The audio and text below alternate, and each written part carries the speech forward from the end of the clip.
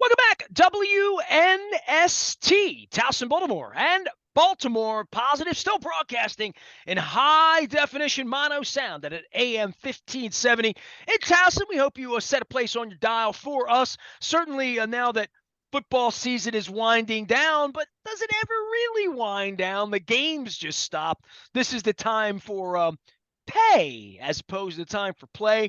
Luke Jones joins us now on the eve of all of the madness of offensive coordinator candidates coming in and who's going to be the next coach, what's going to happen to the quarterback, where's the cap space. Oh, they have this combine thing coming up, and all of that in addition to the fact that there's a Super Bowl game, there's a couple hours of football left, but they don't have to play again until September the 10th, Luke Jones. And between now and then, it is the business of football, which, to your point, is sometimes people don't pay as much attention to this, but this is certainly a really, really busy time out in the castle, let alone as to what's going on with John Harbaugh and picking coaches. Yeah, no question about it. I mean, you just said the Ravens won't play another meaningful game until September. And the biggest question that comes to mind for me immediately is just how different will that team look come September? I mean, we can talk about the offensive coordinator, but we know that it begins with Lamar Jackson and what's going to happen on that front. Is it going to be the tag? Do they work out a long-term deal after 2 years of off and on negotiating? Is there a trade? I mean, who knows at this point? I mean, I've said for a while now that I'm expecting anything that could happen, right? I mean, that's where you kind of are with this thing. In the meantime, we've seen what at this point is becoming pretty apparent, the most exhaustive offensive coordinator search they've had since Gary Kubiak, right? I mean, I think you kind of look at how it played out when Kubiak left to become the head coach in Denver. They hired Mark Trestman very quickly, and that ended up being dubious, right? It wasn't a good fit, but that was a I know your very brother, right? That's yeah, kind of right, literally, yeah, right? yeah. I mean, that's kind of what happened. I mean, John Harbaugh would probably take issue with describing it quite that simply, but let's face it, they moved quickly and they hired him. That was not an exhaustive search where they quote casted that they were casting a wide net. So every coordinator since then, I mean, it was Morningwig interim, then they took the interim tag off of him. Greg Roman was on staff and they promoted him. So we're seeing the Ravens cast a very wide net. John Harbaugh has followed through on that. We have heard reported names, some of the names more recently, Todd Monken, the offensive coordinator at Georgia, and you see what kind of success the Bulldogs had on their way to a national championship. He also has NFL experience. Let's be clear about that.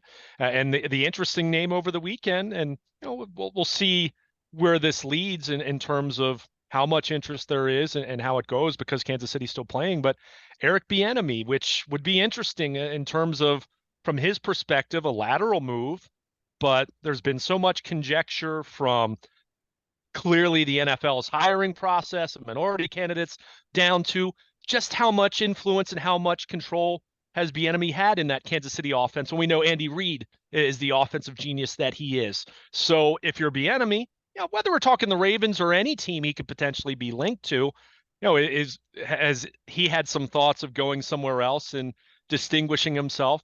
If he comes to Baltimore, John Harbaugh is not an offensive mastermind. It's so, you hear names like that, not saying that he's going to be the guy or that he's the favorite, but it's very clear the Ravens are searching far and wide here. We'll see who they ultimately hire, but this has gone quite differently from replacing Wink Martindale a year ago when it became evident pretty quickly that Mike Macdonald was, if not at the top of the list, near the top of the list from Jump Street, and they moved quickly and they hired him as the new DC within a week after Wink was let go or, quote, mutually parted ways.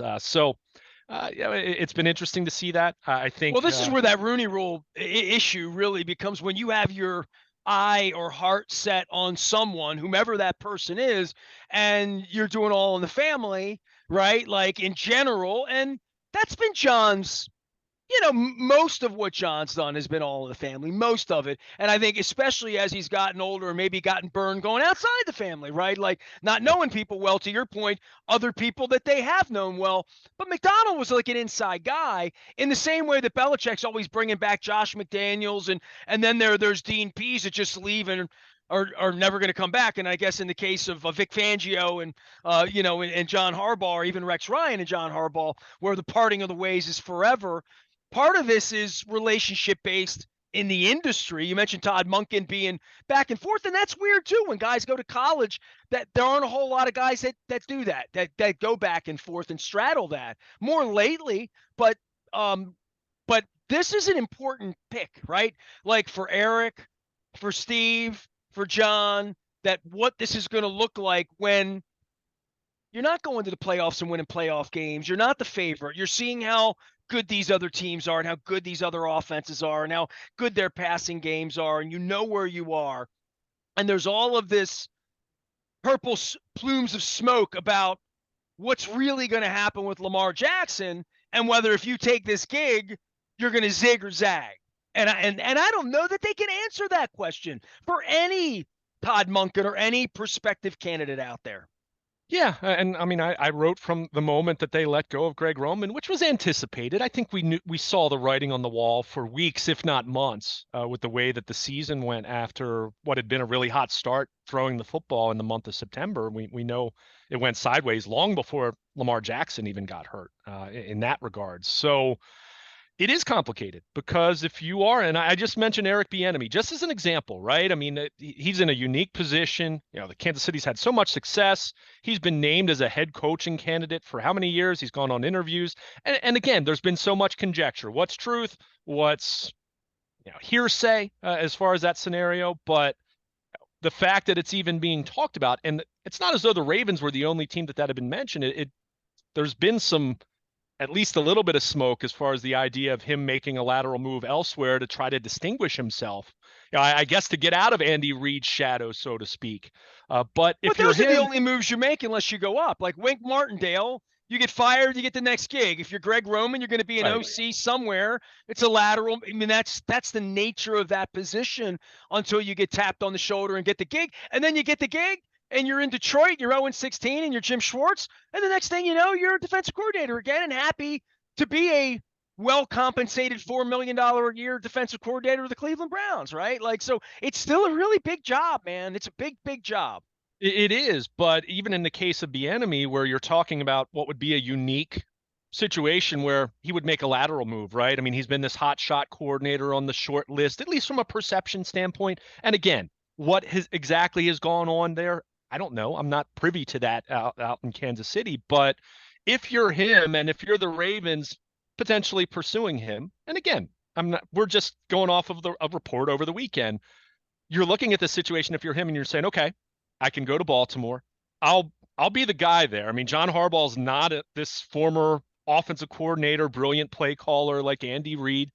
So it'd be my offense there, right? I mean, at least in terms of me calling plays and laying out the game plan every week and whatnot. But it's great to say that, and that looks good on paper if you have Lamar Jackson as your quarterback. But if you don't know that, that complicates things. That's not to say the Ravens can't hire a quality person as their offense coordinator, but we can't sit here and keep acting like Lamar Jackson's uncertain short-term and long-term status isn't going to be a factor here. It absolutely is. That does now. I will also say this, and this is why I think the Ravens are still in a good position to hire a quality person. As I say to you all the time, as as much as I agree with your point that they better get this right because you kind of look at where they are from an organizational standpoint, not just with their quarterback right now, but there's always more than one right hire. There's more than one person that you can hire that would be good for you. And there's a wide range of outcomes, right? You can hire the best coordinator ever, or you can hire someone that's a total disaster. And there's a wide range in between those two extremes. But if you are John, if you are Steve Bisciotti and Eric DeCosta, and just anyone that's involved in this hiring process, behind it, once you get to a certain point down the road where you're talking job, right? You're talking in terms of, we like what we see. We like what we've heard out of you. We like the work that you've done in this team or this city or this school, whatever it is. We understand that there's not 100% certainty with Lamar Jackson's status right now. However, he's at the very least a very valuable asset. And if it does come down to the fact that at some point, whether it's later this spring or even if it's next year and he plays on the tag for a year, we feel very strongly that we're going to get some amazing assets in return if we do have to trade him. So you sell to an OC that even if it's not Lamar Jackson, and again, however you want to lay that out, chances are you're going to be getting multiple first round picks and you can hand pick who your young quarterback's going to be that you draft. So, but it still complicates things. I mean, it does. And that's, again, that doesn't mean the Ravens can't hire a high quality offensive coordinator, but it's a different animal when you're talking about as talented as Lamar is. If he's not under contract and you haven't been able to work out a long-term deal, and okay, you can tag him, but what does that mean? He's not going to show up at OTAs. He's not, until he signs that tender, he's under no obligation contractually to show up for mandatory minicamp or training camp. Or to meet not your new offensive coordinator. Right, literally. right, exactly. And again, we don't know how Lamar would handle that in the same way.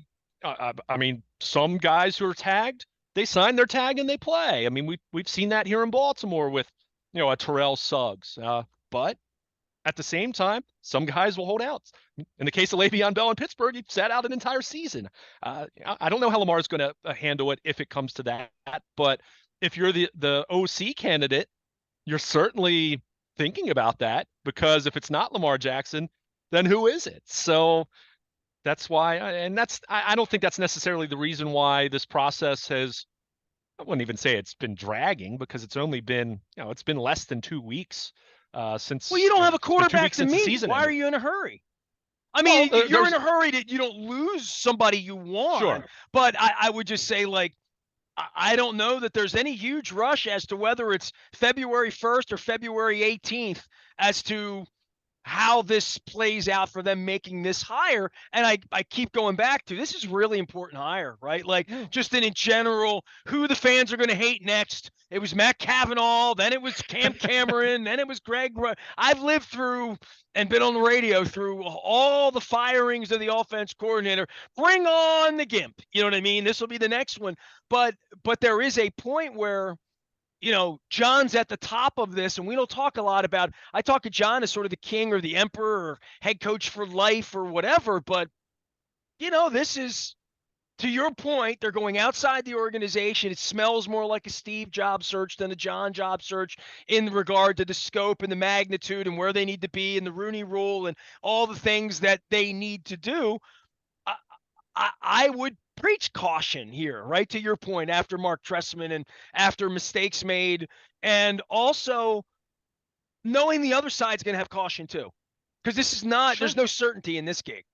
Sure. I mean, you can talk all you want about the overall stability of the organization, and that's still a factor, and that's still something that is very attractive if you're a coordinator looking at this job, in a big picture sense. But they've got to get this hire right, because I mean, whether Lamar Jackson's continuing to be the quarterback here in Baltimore or not, you need to have, you need to get this right. You need to have. We've seen. I mean, it's too important. I mean, you can't just win on defense, right? I mean, as much as you feel good about the current state of the Ravens defense, they've got to fix their offense, and more specifically their passing game. And how do you do that? And, whether Lamar Jackson's involved in that, or you're bringing in a bridge quarterback, or you're drafting a quarterback in April. I mean, again, all the different possibilities you lay out on the table. Better wide receivers better be a part of it if you want to throw the football, right?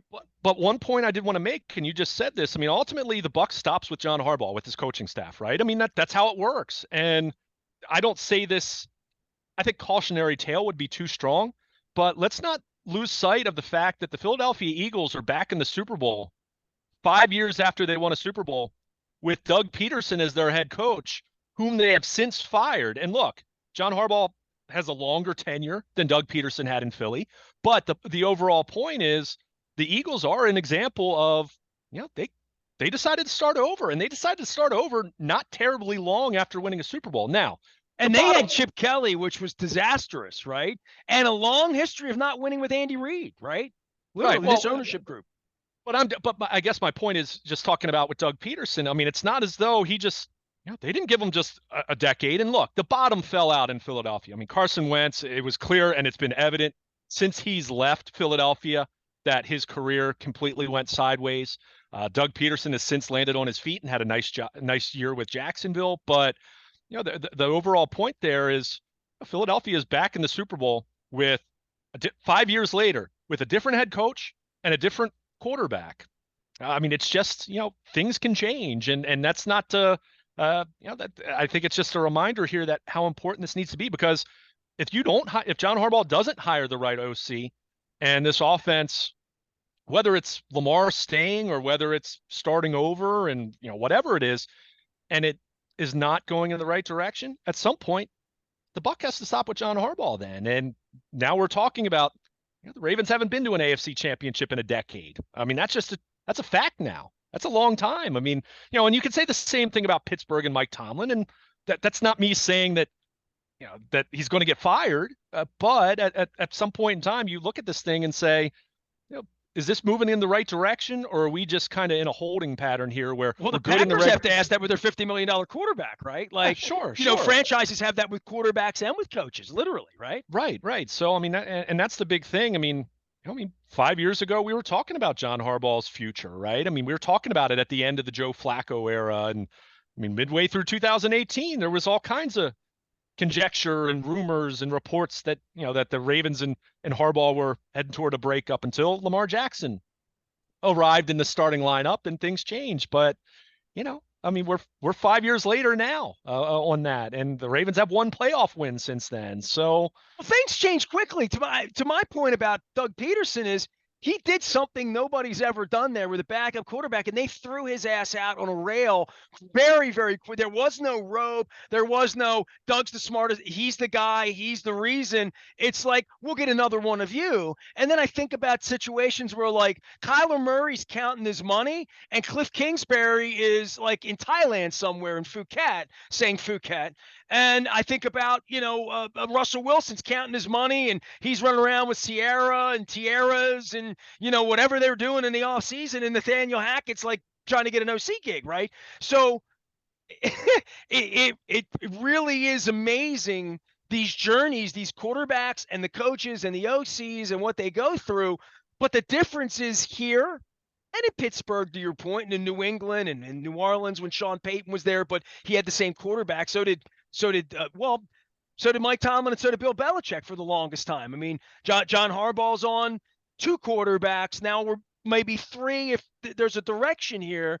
But there is a marriage that comes with a quarterback and a franchise quarterback and a coach that, we're at a really pivotal spot in the history of the Ravens, right? Like where they are and where they're going, because here's where I am. Luke Jones is here, by the way. You can find him at the Baltimore Luke if you're out on the internet, and AM 1570. Going to be doing a lot of Super Bowl Radio Row, cool stuff in the coming weeks. So Luke, I am I'm your Todd Monken. I'm your Eric Bieniemy. I'm whoever your next Matt Cavanaugh and Cam Cameron and Jim Caldwell is going to be.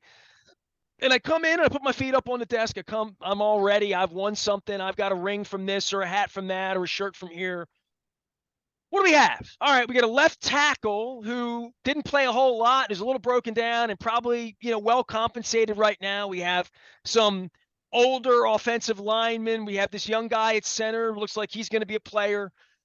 Mark Andrews, is he on the better side of grade, or is he in that window where he is? We've been using him like a wide receiver. He's a tight end. We don't know who the quarterback is. We don't know who the quarterback is. We don't know who the quarterback is. Wide receivers, what do we got? All right, well, that kid, he's okay when he's healthy. I mean, I'll hear that. He's an elite. He could be an elite player. I mean, I've seen him do elite things. So I'll check off on you. Have a wide receiver for me. We're going to go into the draft. We'll look at free agents. We'll do all that. All right, money. I'm good with money. You're going to pay me the requisite $3.8 million a year, whatever, it says I'm going to get. Now I'm going to come in here. What is the car here, Luke? Is the car we just spent $20 million on an interior linebacker and we're going to pump the defense up? And we got this incredible corner that locks down on that side. We're going to figure this thing out. We've drafted all these young defense. We're okay on defense. We need you to be the genius. I'm wondering what the pitch is. What does John say to these guys? And what do these guys say to John right now? And I'm going to play this out a lot probably over the next week or two until we get to this, because this is fascinating, because this is as empty and weird a cupboard as the Ravens have ever had to offer the hot coordinator to say, we've got this and it zigs and it zags and you're going to be an innovator and you're going to be a genius and we're going to get your next gig. I don't think it lines up that way with John. Nobody comes here thinking like John's going to be pointing them toward being the Harbaugh tree. This is a different kind of gig. And, I mean, it just is. Calling it the way I see it, when you come in here, I don't know how attractive this job is other than the pay and this and that, but like actually thinking that you know what you're getting here, because this is going to be a much more mysterious gig. You're going to have a leap of faith, to use a Bruce Springsteen song for you. It's funny you mentioned that, because I was just going to use that to a degree. I would paint some of what they have in a little bit of a more positive light than you laid it out. I do think the offensive line's in a good spot at this point in time. Ronnie Stanley, while he didn't come back until October, he looked like Ronnie Stanley when he was playing. Now, was he 100% all the way back to 2019 pre-injury? Maybe not, but I think the point is he didn't look like a severely diminished version of himself. Would you want him protecting Joe Burrow? Yeah. Yeah, absolutely. Do you like his salary cap number and his injury history? No. Do you? Right. Here we go. Big trust. Do you trust him? You know what I mean? Do you believe he's got 16 games in play? Do you believe he's got 11 games next year in playoffs in him as a 30? Right? I mean, we're getting to that point. If you're coming in and taking the gig, am I playing with that, or am I playing with a fourth string, the big kid that didn't fillet, and we literally they went from that to right. Greg Roman, take this kid, make a left tackle, go be a genius, right? Literally.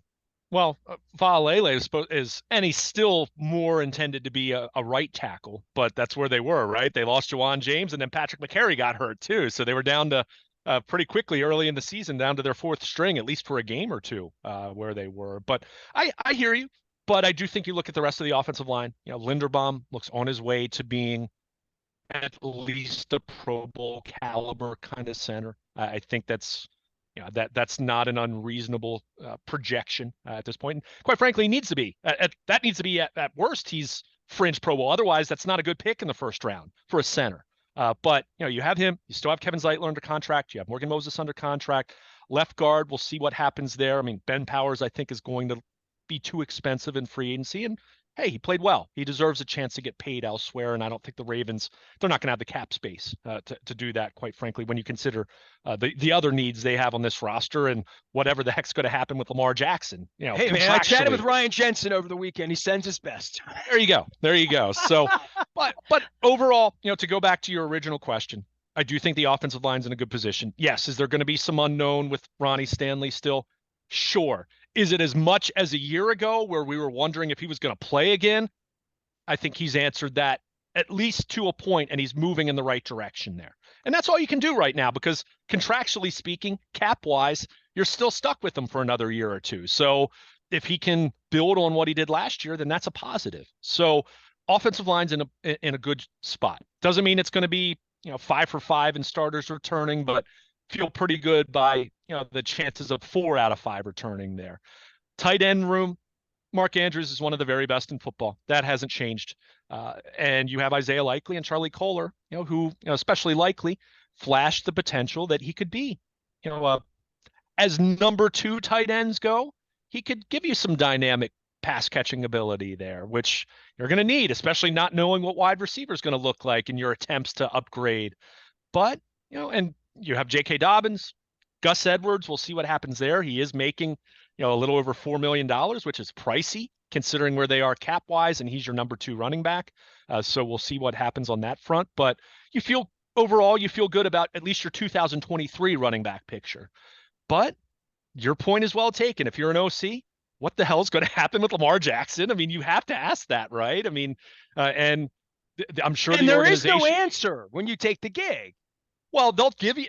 I'm sure the Ravens are giving an answer to that person. It's how much confidence do they have in that? Well, I think he's gone, and I think the pitch is we're going to come in here and rebuild this thing and start from scratch, and that has to be the way you're thinking about this. You can't be thinking about this as Lamar's here. I mean, I have as a fan, as a radio person, as a reporter, I'm thinking about it more. All the tea leaves say to me that I would expect him to not be here. Okay. And that's how I feel about it. That's how my head's on it. But, I walk around town and I hear how, I mean, most fans believe he's coming back, and that's God bless him. But I don't feel like the body language, the money, the history. If you're giving me $1 to bet it, I think he'll be somewhere else. And I think somewhere else means that this is a complete different kind of gig, exciting gig for the right person, right? But a different kind of gig than maybe it would have been in a different circumstance. Fair enough. I mean, I still think there's more uncertainty there. For example, I don't think they're telling a new OC that Lamar Jackson's definitely going to be traded. But at the same time, if they're saying with 100% certainty that he's going to be back and and not just 2023, but beyond, then yeah, I mean, I don't think you can speak with that level of certainty. And again, that's where you go back to this offensive coordinator. And something we'd be remiss without mentioning is there are a lot of OC gigs out there right now. And let's be clear, there are absolutely teams that have an offensive coordinator opening right now that would not look as attractive as the Ravens, even without Lamar Jackson. However, there are gigs out there that might have a little more quarterback certainty in terms of, either they have a guy like in the case of Justin Herbert with the Chargers, or a team that has an early draft pick, right? A team that is going to be selecting, Bryce Young or CJ Stroud or Will Levis, whoever you're talking about. So, Well, the other thing is you're getting a 3-year deal here at $10 million or whatever the going rate is. So there is the stability of, if I play with Derek Carr this year and it doesn't go well, I can survive this. And if I don't, I'm being compensated to survive it either way. So there is that part of taking the mystery on that, whatever it is, year 3, you might have a different quarterback, right? Yeah. Although I would also say, and you mentioned the contract, and of course that's part of it, but let's face it, head coaches get fired all the time with 3-4 years left on their contracts. So there's never certainty in that way. Whether you're an OC, whether you're someone that's being hired to become a head coach somewhere, I mean. But what they're pitching you now sure, in the exactly. honeymoon period, of course. Yeah, in the honeymoon period is, we don't know who our quarterback is on April 1st, let alone September 1st of 2026, right? Sure. But you're going to be the guy here, and hopefully we're beating Patrick Mahomes and getting ready to go to that Super Bowl in Inglewood or wherever they're going to have it that year. Like that's how this. I think organizationally, the best part of this gig is it feels like John's king. It feels like John's going to let you do your thing. So that unto itself is pretty exciting. I think if you're taking that, I don't want to urinate on this job because I don't think it's a bad job. I just think it's a way different job than a lot of other jobs. Yeah. Well, certainly if Lamar Jackson's not going to be here, it is because, I mean, you just said it. Patrick Mahomes isn't going anywhere. Joe Burrow, presumably, and again, it's the Cincinnati Bengals, so I don't want to make too strong of an assumption here, but presumably not going anywhere. You have Josh Allen in Buffalo. I already mentioned Justin Herbert with the Chargers. So if Lamar Jackson's not going to be your guy, well, I mean, you just mentioned, and I know you were just using it as an example, but, Derek Carr coming in, I mean, okay. Ryan Tannehill coming in, okay. Do I think the Ravens are going deep into January with a guy like that? No, I don't. I mean, for me, it would become, when are you getting your franchise guy then? Who's the next Lamar Jackson? If we're talking about that scenario playing out. So that's where it is. It's tricky. And again, that doesn't mean the Ravens aren't going to hire a good person. It doesn't mean the Ravens haven't talked to really good candidates. But this is why I asked John Harbaugh the day when they met with the media, and it was announced that Greg Roman was moving on and that they were going to be searching for a new offensive coordinator. So I asked John right off the bat, is there some concern based on whatever's going to happen from a business standpoint? And again, even if Lamar Jackson's tagged, even if you say, we're tagging you, we're not trading you in 2023, what does that look like? When is he showing up? And again, we've talked about it, and this isn't even saying pro Ravens, anti Lamar. It's well within his right. If he gets tagged, it's well within his right to start using some leverage. You and I talked about it last August, wondering if you really wanted a fully guaranteed deal, why aren't you holding out or holding in at the very least? He didn't use any of that leverage then. So does he start doing it now? Or do you tag him and he shows up and it's fine and they just play another year like they did last year? I don't I think know. they know tag him, show up fine. I think that I that's mean, not really on the table. probably not, but I'm just laying out all. I mean, even if it is a case where Lamar's here this coming year, what does that look like for the new OC? What does that look like cap wise in terms of your ability to bring in some better wide receivers? I mean, it's great to say, all right, well, we'll draft one. Well, is that going to be enough? I mean, are you going to depend on Rashad Bateman to be healthy? We've talked about veterans at wide receiver. What about corner with Marcus Peters becoming a free agent? You're gonna have to bring in another corner. And oh yeah, you don't have a second round pick because you just traded that to Chicago for Roquan Smith. So there are a lot of questions at work here. That's not to say the sky's falling, but it's a lot of uncertainty right now, and more so than this organization is used to. I mean, at the very least, you're going back to 2018. That off season where at that point the Ravens had missed the playoffs 3 years in a row. Joe Flacco was starting to break down physically. Whether anyone expected it to be that off season or not, it was clear that the Flacco era was starting to come to an end at that point in time. Whether it was going to be 2018 or the following year drafting a quarterback, I think most people figured that was right around the corner, just on the fact that Joe was breaking down physically and had the bad back the year before.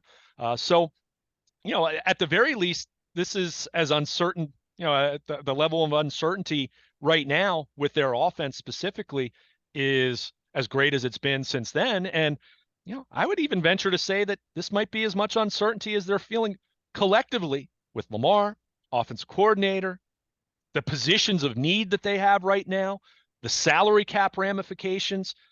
This might be as uncertain as it's felt since, I don't know, maybe go back to the year John Harbaugh was hired. I mean, well, they've had 5 years of a franchise legendary quarterback who's got a statue built in his college town, and they won one playoff game, yeah, and they're exasperated, right? yeah. Like clearly, the podium that you were in the room, in December and into January, not having him available in January, adding on to whatever the divide is with practices, money, contract, training camp, tweets online, accountability, pay me, like all of that, not showing up in Cincinnati at the play, not being there, like all of that tells me that there's some tea leaf issue here that they're not going to be the ones to pay him the most, right? And for you, when people ask you what do you really, if you had $1, what would you bet it on, Luke? I mean, where do you really think this is going to go? I'd like to think we're going to see a resolution one way or the other, meaning you either work out a deal, and maybe it's because Lamar Jackson, maybe the tag's involved, maybe you say, hey, we'll explore a trade. Go seek out what your value is, in a way that's not the same as Ray Lewis in 2009, but along the same. I mean, Ozzie Newsome told Ray, hey, go see what other teams will pay you. I mean, Ray hit the market, as you know. So it's not going to be that extreme because Lamar is not going to become a unrestricted free agent. We know that.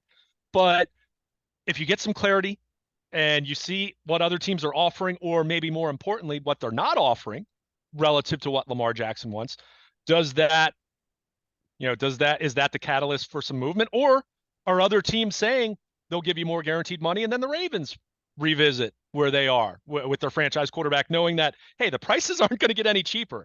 New TV money's going to kick in. This is just, the price is going to continue to go up. And that's the cost of doing business. In the same way we talked about the Orioles over the last 20 years at different times of free agency. You can talk all you want about fiscal responsibility.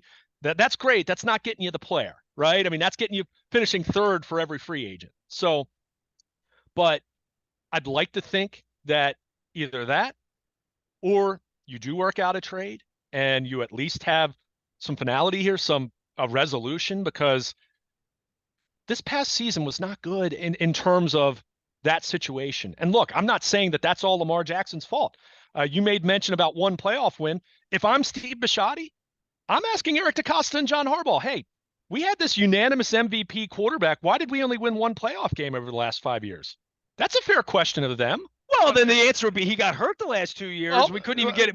We couldn't even get clarity on how hurt he was oh, for see, our own purposes. That we've looked I would think in their minds a little foolish for coming out and saying he was going to be able to play and couldn't play, right? Well, fair enough, but that's putting it all on Lamar Jackson.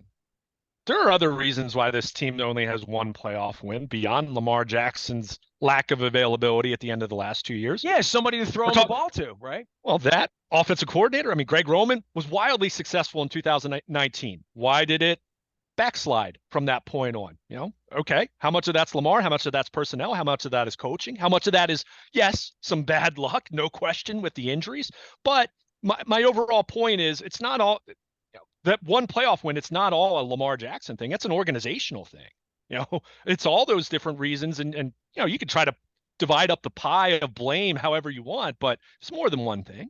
So that's where you look at this thing and where it is unique in terms of if you are moving on, ultimately, if you are ultimately going to trade him. And again, I don't know. You asked me to bet a dollar one way or the other. That's where I'm still wondering if him playing on the tag is how this still winds up. And I'm not saying that's optimal. I don't think that's optimal whatsoever on a lot of levels, but I don't know that that's possible. Like optimal. Oh, I think it's possible. I mean, at the end of the day, Lamar Jack, I mean, is he going to forego making $45 million? You know what I mean? Like, I hear you. It's not optimal. It's not ideal. And that might mean he might not show up till August 14th, but he still has plenty to play for. It's not as though he's going to just turn off his phone and not be prepared to play in 2023 when the time comes. Now, again, that time might be the third week of August, and that's not ideal for you to maximize your opportunity. Dude, can you imagine? The Ravens want no part of that. They just don't. I don't think the Ravens want any part of what they've dealt with the last 90 days, really. And that's fine. But again, it's great to say these are. I hear you, and I'm not saying you're wrong in saying that. But it's really easy to talk in those terms in February when you don't have any football games to play. When it comes to September and you're trotting out some bridge quarterback or some rookie quarterback that is not Lamar Jackson, and you start the season 2-5. And look, I'm not saying that's exactly how it would play out, but the point is, you're still talking about a franchise quarterback and a guy who's been an MVP, two-time Pro Bowler, tremendous talent, and if you're going to move on from that, like I said, replacing that is easier said than done. So that's where you're treading carefully here, and it's unsettling. And that, again, it goes back to what we were saying. That's part of the OC hire here is, that's part of it. And you can try to sell it the best you can. And again, I don't think the Ravens, if you tell me right now Lamar Jackson's never going to play for the Ravens again, that doesn't mean I think that of all the OC openings that it's the worst one. Far from it. But it's not the best one either, in that scenario, because, well, you don't have the third overall pick to draft a quarterback right now. So who are you trading them to? What picks are you getting? Where is that team picking right now? Are you going to try to pick one of these quarterbacks this year? Do you try to do a bridge year and look at next year's quarterback class and say, oh, I like the kid from USC. Maybe that's going to be our guy next year. Well, how do you get from point A to point B in those terms? I'm not saying they're going to tank, but there are a lot of questions here. Any way you slice it, whether he's playing on the tag, whether you trade him, or if you do still find a way to sign him long term, which, again, I don't know. But this is why we're all fans, right? This is, and it's the more esoteric, deeper dive, off season, taking in picks, money, personalities, egos, how agents work, how the cap works. Like who the managers of all of this are, who's at the top of the pyramid, what their tolerance for all this is, what their history is. It's really, really complicated, but it's made much easier and much more clarified, I think, by looking at Patrick Mahomes and looking at Jalen Hurts and looking at what they've done and saying, are we closer to that or are we further away from that? Where are we in regard to this? Because it feels to me like the Ravens are a little bit of ways away from what we've seen the Chiefs and the Bengals and the Bills in the last couple of weeks, but more specifically, how you climb that mountain and you go try to win a Super Bowl. I mean, they have certain elements of what they have right now. I mean, you look at the defense and, hey, here's something that I want to make clear, because, when you and I have sparred, let's say, and good natured, but talking about offensive philosophy and how you build a roster in the modern NFL and all that. Defense still matters. Let's be clear about that. And we saw, I mean, look at Kansas City's defense making plays when they needed to, even though they weren't statistically a very impressive defense over the course of the season, but they made plays. It still matters. You need a balanced roster. And I think most people who have talked about the passing game needing to be better never said that that means you sacrifice the running game or you completely sacrifice the defense. It just means you need more balance. You have to be able to win in different ways. But there are elements of this roster and elements of this football team that you really, really like. But boy, when you're talking about offensive coordinator, talking about, I mean, first and foremost, your quarterback, the uncertainty there, and then offensive coordinator. And then, oh yeah, did you see the big plays that wide receivers were making over the course of the last couple of weeks in the playoffs? And we don't have any of those guys. Those guys, we haven't met those guys yet. Yeah, the Ravens have Mark Andrews, who at the tight end position does a lot of that, but you need more than one guy. I mean, you just do. And look, if Rashad Bateman comes back healthy, great. He can be part of the answer, but you got to invest there. And those positions I just laid out, and then corner over on the other side of the ball. And okay, is your pass rush good enough? Did you see how important the pass rush was in some of these divisional round and conference championship games? I mean, are you set there? Do you feel that good about Ajabo next year? Odafe Owe didn't exactly have a great second season. Justin Houston's a year older. Are you going to bring him back again? I mean, it's, they have, the cupboard is not bare. Let's be clear about that. But some of the positions where they're a little more of a have-not, some really important positions. So, and they only have so much cap space depending on what happens with the Lamar Jackson situation. If you trade him, all right, then you have cap space, and you're going to have presumably, unless you sign a veteran quarterback, which that'll eat up a lot of your cap space. But if you go the young route, then yeah, you'll have lots of cap space to go get a receiver. Yeah, trade for DeAndre Hopkins then. But if that's not what you're doing, and Lamar's on the tag with thoughts of him staying, whether you work out a long-term deal or whether he plays on the tag, then you can have some really limited resources to address all those different things that we just mentioned. So, it's a tight spot. And your question is spot on. Are they closer to those teams that you just mentioned that we're seeing playing the second and third weekend of the playoffs? Or are the Ravens, kind of moving in the wrong direction? They're not crashing and burning, but are they moving in the wrong direction? I mean, 2019 at this time, we were talking about the Ravens, even after losing to Tennessee, there was so much talk about they're a year ahead of schedule. They have this unanimous MVP quarterback, and look at all these studs they have on both sides of the ball, and they have cap space. And well, we saw how that played out the last couple of years. It's winning and progressing to becoming a champion. That's not a perfectly linear process. There are bumps and, there's peaks and valleys, and not every team makes it, and look at Philadelphia. I mean, 5 years ago, they thought Carson Wentz and Doug Peterson was going to be their head coach quarterback combination for the next decade. And 5 years later, they're back in the Super Bowl with a different head coach and a different quarterback. So the guy that won the Super Bowl 50 weeks ago had to hold a press conference to say he was keeping his job. Not for long. So it is the National Football League. That's a lot, but that was a little different. I mean, Sean McVay, that was much more him saying, do I really want to be part of this anymore? I mean, the Rams weren't firing him or thinking of that. I mean, they're begging him. Do I want to be a part of losing? But, and that sure. Would be a question that an offense coordinator would come in here and say, who's my quarterback? Yeah. That's it, Well, and that's why I'll go back to what I said to you probably a day or two after Greg Roman was let go or moved on, or however you want to describe the semantics of it.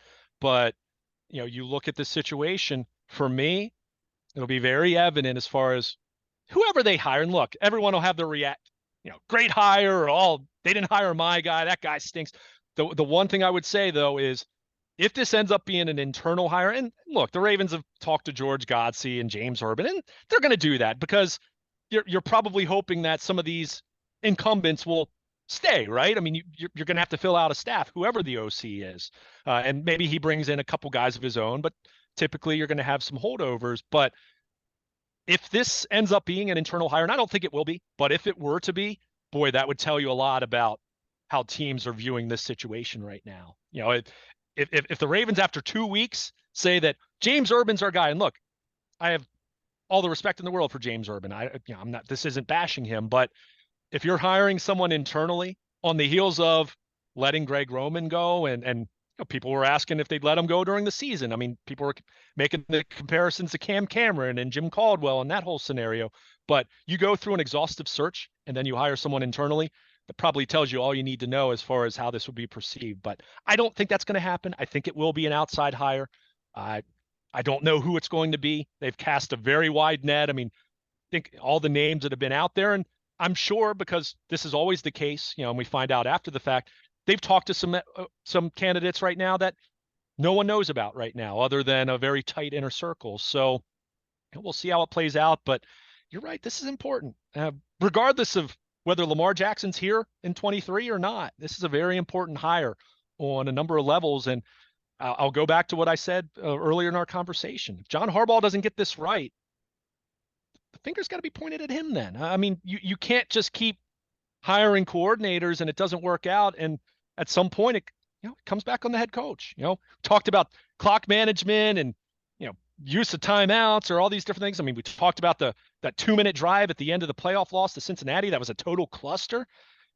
It's easy to blame that on Greg Roman. That was John Harbaugh's the head coach. That can't happen. Especially a 15th year head coach. That can't happen. So, yeah, the pressure, the proverbial seat should be getting a little bit warmer in terms of, hey, it's been 10 years since the Ravens have even gotten to a conference championship game. It's time they've got to start having more success in January. I think that's the temperature of the fan base. I think at this point that, making the playoffs is great. And that's not something to take for granted. At the same time, Kansas City, 5 straight AFC championship games. Buffalo's getting to the second week. Cincinnati was 1 or 2 plays away from going back to back to a Super Bowl. So if you're a Ravens fan right now, yeah, you're saying, hey, why is this thing stalling the first weekend or one and done? So I think that's that's something that's in the background here as the Ravens try to get this offensive coordinator hire right, not knowing what's going to happen exactly with Lamar Jackson. Well, I'll be celebrating the 22nd year of Purple Rain 1 and Super Bowl 35 Baltimore Bullies this weekend. The executive producer from up at NFL Films and I have been trading some barbs back and forth. Purple Rain 1's available out online. And if you didn't like that one, Purple Rain 2, we're celebrating the 10th anniversary this week of being the 10th anniversary of all things Joe Flacco, who still remains very, very underappreciated here, Joe Flacco, as we sort of knew at the time. So Luke can be found out at Baltimore Luke and Luke at WNST.net. Together, we will continue to cover all things Super Bowl and football and revisiting Radio Rows of Yore out at BaltimorePositive.com. We are WNST.net, AM 1570. Towson, Baltimore, and we never stop talking Baltimore positive.